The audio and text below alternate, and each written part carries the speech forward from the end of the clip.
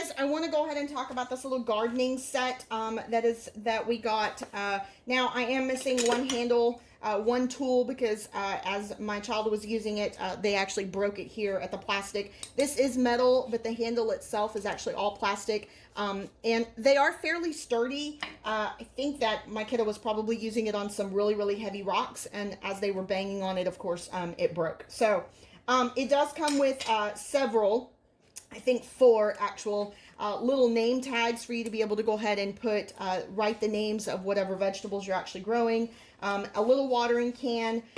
Then there were a couple of pots that we've used, as well as the little gardening bag that you can see, which you can go ahead and actually put your watering can on the inside. You can put these little labels here.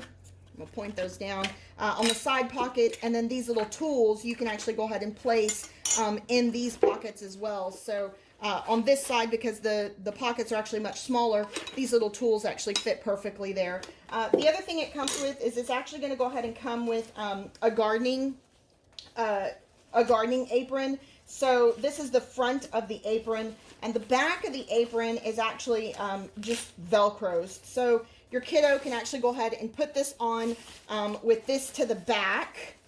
And in the front, they're able to go ahead and carry seeds or pots or whatever it may be in these extra little pouches, as well as their gardening tools. So just wanted to go ahead and actually show that to you.